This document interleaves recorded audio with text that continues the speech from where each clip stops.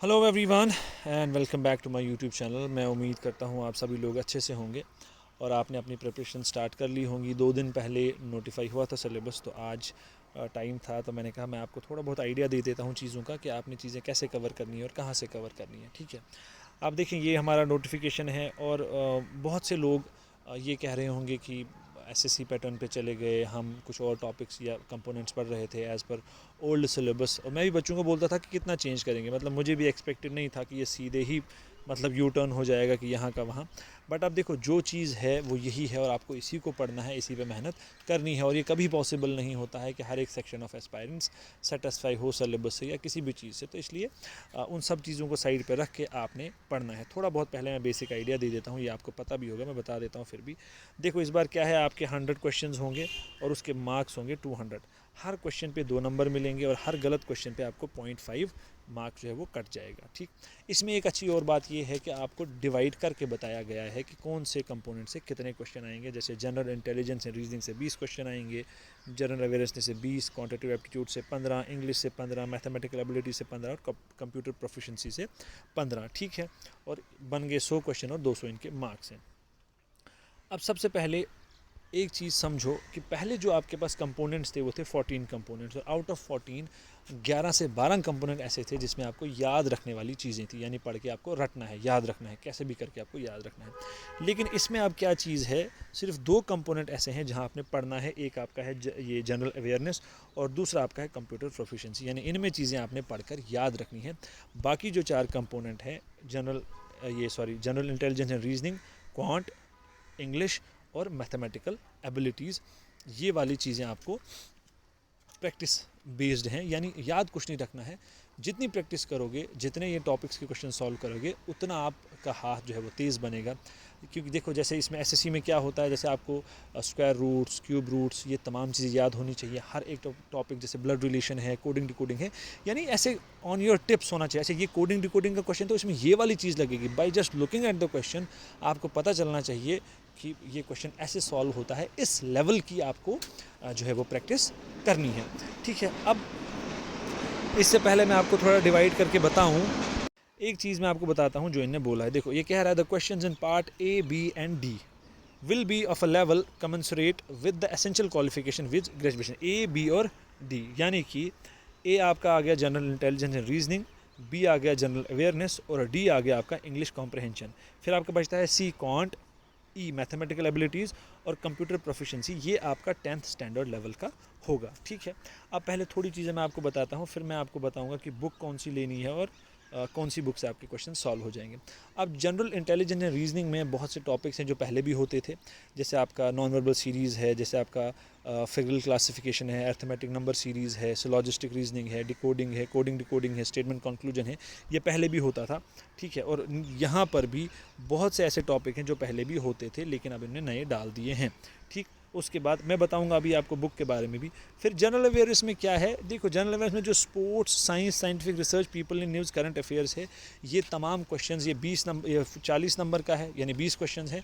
इसमें से 10 क्वेश्चन कम से कम करंट बेस्ड ही होंगे और विद स्पेशल रेफरेंस टू जे इन्होंने इस बार दिया है। अदरवाइज जो पहले एसआई का सिलेबस होता था उसमें स्पेसिफिकली जे के रिलेटेड नहीं पूछते थे, ना उसमें मेंशन किया होता था।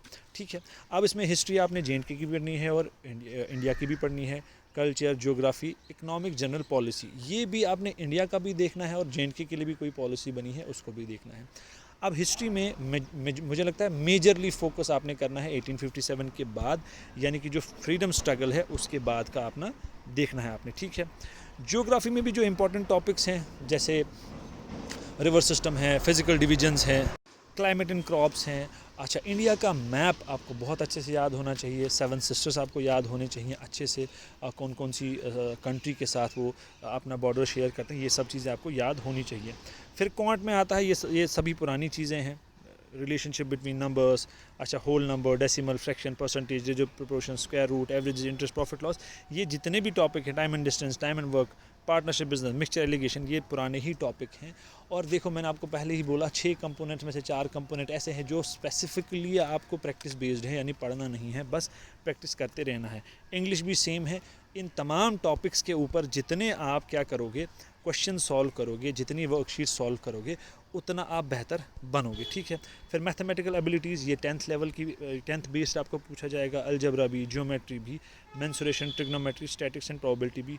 अब कंप्यूटर प्रोफिशेंसी में तमाम चीज़ें आपकी है ना, यहाँ 90% चीज़ें आपकी कवर हो जाएंगी जो अरिहंत की ग्रीन कलर की बुक आती है वहाँ से। अब उसमें मुझे लगता है ई बैंकिंग के बारे में नहीं दिया होगा, तो वो आपने अलग से कहीं पढ़ना है, अदरवाइज़ में जितनी भी चीज़ें दी है वहाँ से कवर हो जाएंगी। उस बुक को कंसल्ट करने के बाद आपको लगता है कि कोई और भी बुक है जहाँ से मुझे और कवर हो जाएगा, पढ़ो और चीज़ें ऐड करो। अब ये तमाम एसएससी का सिलेबस आपका आर.एस. ग्रेवाल बुक मिलेगी आपको, बहुत मोटी सी बुक है, वो आप लो और उसमें ये सारा आपका ईजिली कवर हो जाएगा, ठीक है। इसमें बहुत सिंपल फंडा है, कोई ज़्यादा बताने की ज़रूरत नहीं है। मैं आपको बोल रहा हूँ बार बार एक ही चीज़, आप जितना प्रैक्टिस करोगे, आप जितनी ही प्रैक्टिस करोगे उतना आप बेटर करोगे। पहले ये होता था कि जीएस सब पढ़ लेते थे, फिर मैथ रीजनिंग में जो ज़्यादा बेहतर होता था और ग्रामर में जिसको ज़्यादा आता था वो स्कोरिंग एज उसका हो जाता था। लेकिन यहाँ पर स्कोरिंग एज किसका है ये देखो आप, 40 नंबर जनरल इंटेलिजेंस रीजनिंग के, क्वांट के 30 और मैथमेटिकल एबिलिटीज़ के 30, ये तीन ही मैं बोल रहा हूँ। 40 और 30 हो गए 70 और 30 हो गए 100, यानी कि 100 नंबर आपके इन तीन कंपोनेंट में कवर हो जाएंगे। अब ऑब्वियसली जो बैंकिंग के लिए पढ़ रहा होगा उसको एज है, लेकिन ये सोच के डिमोरलाइज नहीं होना है, डिमोटिवेट नहीं होना है। आप भी अपनी, हर इंसान के पास कैपेबिलिटी है, आप जाओ और ख़ुद बुक लेने जाओ, सिलेबस साथ लेके जाओ। अगर आर.एस. ग्रेवाल के अलावा भी आपको कोई और बुक लेनी, पक्का डंगा में मिल जाएगी, इजीली अवेलेबल हो जाएगी। कश्मीर का मुझे नहीं पता कहाँ मिलेगी, लेकिन अगर मुझे पॉसिबल हुआ उस बुक का फ़ोटो वो मैं पोस्ट कर दूँगा यहीं यूट्यूब पे, वो आप देख लेना। आर.एस. ग्रेवाल की बुक ख़रीदो और अगर उसमें कोई टॉपिक छूट जाता है और कोई दूसरी बुक ख़रीदनी पड़ती है वो भी ख़रीदो और शुरू हो जाओ। और मान के चलो मार्च में आपका एग्ज़ाम है, ये प्रोबेबिलिटी में बता रहा हूँ कि मान के चलो मार्च में आपका एग्ज़ाम हो जाएगा। और मैं बार बार आपको सेम चीज़ बोल रहा हूँ, practice as much as you can. जिस टॉपिक पे जितने क्वेश्चन सॉल्व होते हैं, खुद से एक टाइम टेबल बनाओ कि आज मैंने ये वाला general awareness, intelligence and reasoning के इतने टॉपिक्स के इतने क्वेश्चंस करने हैं, बैठो सुबह और शाम तक वही चीज़ करो। मैथ आता है वेल एंड गुड, ग्रामर आता है वेल एंड गुड, अगर नहीं आता है find someone, find a good teacher, उसको एक्स्ट्रा पे करना पड़ता है, पे करो, उसको बोलो कि सर ये सिलेबस है, मुझे फ्रॉम द वेरी बेसिक चीज़ें क्लियर करनी है। क्योंकि अगर आप सिर्फ ये ना, चलो जी मान लेते हैं कि इसमें से कोई भी टॉपिक आपने उठा लिया और बोला चलो इस पर मैं 10 टाइप के क्वेश्चन कर लेता हूँ, नहीं, ऐसा नहीं चलेगा। बेसिक आपको क्लियर होना चाहिए, उसके लिए आपको टीचर लगाना पड़े, कहीं पढ़ने जाना पड़े, जाओ और प्रैक्टिस करो। सिंपल फंडा है, इसमें कोई वो पुराने वाले सिलेबस का हिसाब ही नहीं है कि ये वाला इतना करना है, यहाँ से कवर करना है, क्योंकि मेरे को भी आइडिया नहीं था कि इतना चीज़ चेंज हो जाएगी। ये टोटली है ना यू टर्न हो गया है, आप यहाँ थे और यहाँ सिलेबस आ गया।